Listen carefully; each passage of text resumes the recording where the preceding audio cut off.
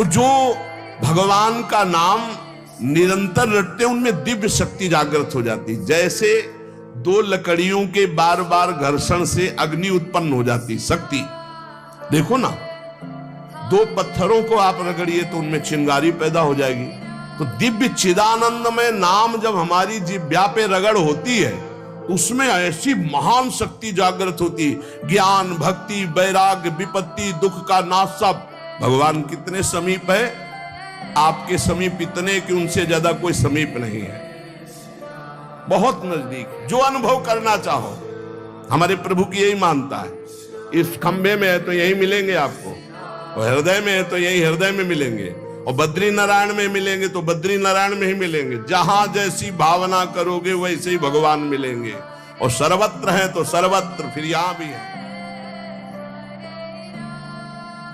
नाम जप सब कुछ इसी से प्राप्त हो जाएगा, विश्वास कर लीजिए। तो लोग पूछते हैं कौन सा नाम जप करें, तो पहली बात है कि जो आपके गुरु ने नाम दिया है वो नाम जप करो। यदि आपने गुरु नहीं बनाया तो जो नाम आपको भगवान का प्रिय हो, राम कृष्ण हरि शिव, जो नाम आपको प्रिय हो नाम जप करो। वो आपको गुरु से मिला देगा, गुरु मंत्र दिलवा देंगे, वो आपको भगवत प्राप्ति का सब वही नाम करवा देगा। आप शुरू तो करो नाम जप करना। जिनको सौभाग्य से गुरु मिल गए हैं, अपने गुरु के द्वारा दिए हुए नाम पर आसक्त हो जाओ। और मन का एक स्वभाव है, ये बगल में कुछ लेके चलने का स्वभाव है, गुरु से हटकर कुछ लेके चलने का। ये स्तोत्र ले लें, ये नाम ले लें, ये इसका स्वभाव है। इसी स्वभाव को हटाना है।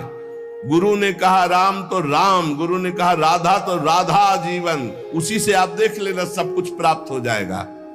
नाम की बड़ी महिमा है। विभिन्न ग्रंथों में भगवान के विभिन्न नामों को गाया गया है। जो तुम्हें नाम प्रिय लगे, और भगवान के अनंत नाम हैं। सभी भगवान के नाम समान बलशाली हैं, पर विशेषता होती गुरु प्रदत्त नाम में।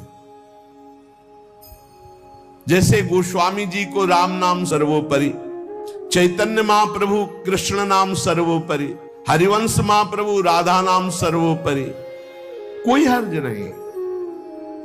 उसी एक परम तत्व के अनेकों नाम हैं, जिसको जो प्रिय लगे खूब पकड़ लो उस नाम को, जोर से बार बार उसे जपो। तो जो भगवान का नाम निरंतर रटते उनमें दिव्य शक्ति जागृत हो जाती। जैसे दो लकड़ियों के बार बार घर्षण से अग्नि उत्पन्न हो जाती शक्ति।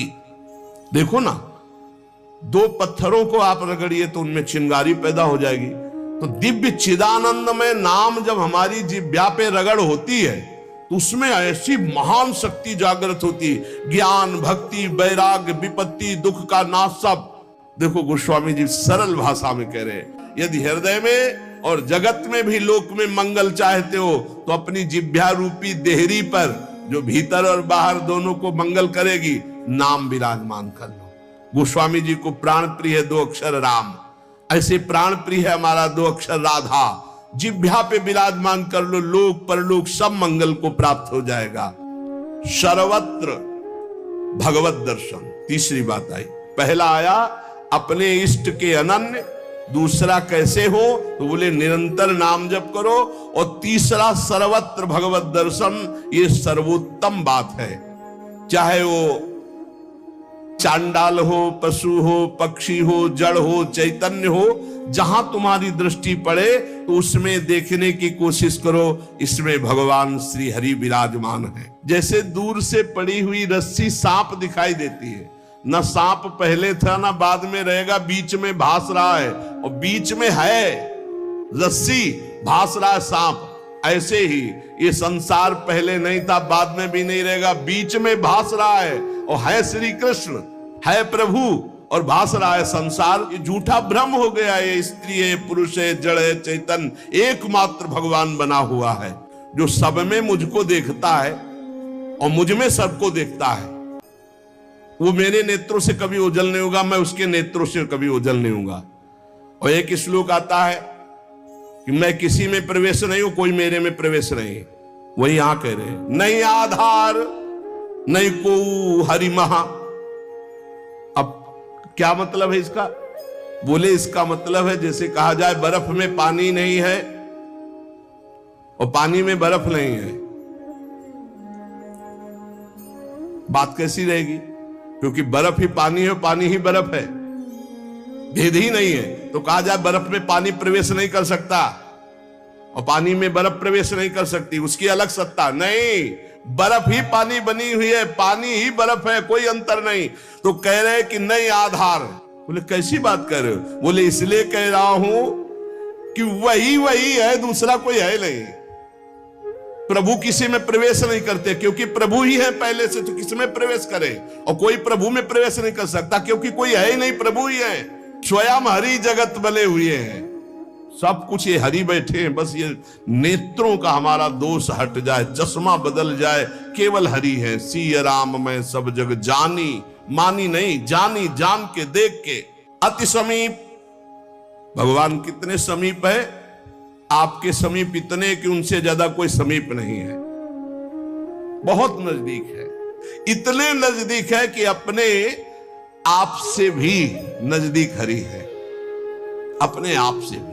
आप अभी अपने को शरीर मान रहे हैं या मन मान रहे हैं या स्वभाव मान रहे हैं, स्थूल सूक्ष्म कारण तीनों से नजदीक भगवान है। और इतने दूर हैं कि जन्म जन्म लग जाएंगे खोजते हुए, मिलना बहुत कठिन है। क्यों?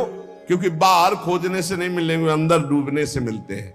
अंदर जो लौट कर डूब गया वो पा गया हीरा, और जो बाहर चाबी घर में खो गए हैं और बाहर जंगल में पूरा जीवन ढूंढो, मिलेंगे क्या? घर में लौटो, अंतर में आओ, बहिर्मुख बात छोड़ो, अंतर्मुख हो करके एक चरणदास चित्त मनंते से अकेले अंदर घुसो। कुछ लेके नहीं जाओगे, प्रेम गलियत साकरी, जितने संबंध सब ये बोझा है, नहीं ले जाओगे अंदर। अंतर्मुख अकेले होकर असंगो हम, और फिर ढूंढो तो मिल जाएगा, वही मिल जाएगा। और जब वो मिलेगा तो ढूंढने वाला नहीं रहेगा, केवल वही वो है जो अनुभव करना चाहो। हमारे प्रभु की यही मानता है, इस खंबे में है तो यही मिलेंगे आपको, और हृदय में है तो यही हृदय में मिलेंगे, और बद्री नारायण में मिलेंगे तो बद्री नारायण में ही मिलेंगे। जहां जैसी भावना करोगे वैसे ही भगवान मिलेंगे। और सर्वत्र है तो सर्वत्र फिर यहां भी है। कैसे भगवान समाये हुए हैं? जैसे दूध में घी। अब दूध में पूड़ी बनाओ, नहीं बन पाएगी। अब प्रक्रिया है, दूध को दही जमाओ, दही का मंथन करो, मक्खन निकालो, मक्खन को सिराओ, घी आ गया। ऐसे ही गुरु प्रदत्त साधना के बिना ये दृष्टि नहीं प्राप्त हो सकती। सर्वत्र श्री भगवान है। भगवान कैसे समाये हुए? पय घृत, दूध में घी के समान। जैसे अग्नि और लकड़ी, लकड़ी में कहीं अग्नि है लेकिन घर्षण करो, अरण्य मंथन उसी को तो कहते हैं। लकड़ी के घर्षण से अग्नि पैदा हो जाती। जैसे एक छोटे से बीज में पूरा वृक्ष है, उसकी डाल भी है, उसका पत्ता भी है, उसका फल भी है, लेकिन उसको जब आप भूमि पर प्रक्रिया से गाड़े, बीज अंकुरित हो, तब आपको यह अनुभव में आएगा। आनंद समुद्र भगवान ही सब रूपों में व्याप्त है। एक बार ये दृष्टि आ जाए कि सर्वत्र भगवान है, वो भव समुद्र से पार हो गया। पर इस दृष्टि में बड़ा धैर्य की जरूरत है, क्योंकि जहां आपकी दृष्टि हुई तहां माया अपना रंग शुरू कर देगी। जब देखने चलोगे ना भगवान को, तो ये द्वंद अपना आक्रमण करेंगे।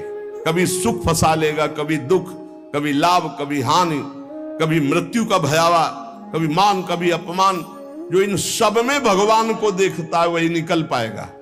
बड़ा कठिन है जब कोई अपमान करे उसमें भगवान देखे। बड़ा कठिन है जब कोई मारने आवे, कोई कहे आओ भगवान मार दे आके। ऐसा बड़ा कठिन है। कोई हमें गाली दे, हानि करे, तिरस्कार करे, हम उसमें भगवान देखें, लेकिन है भगवान। बहुत कठिन है। भगवान एक ऐसी स्थिति दे तभी होता है, नहीं तो ऐसे।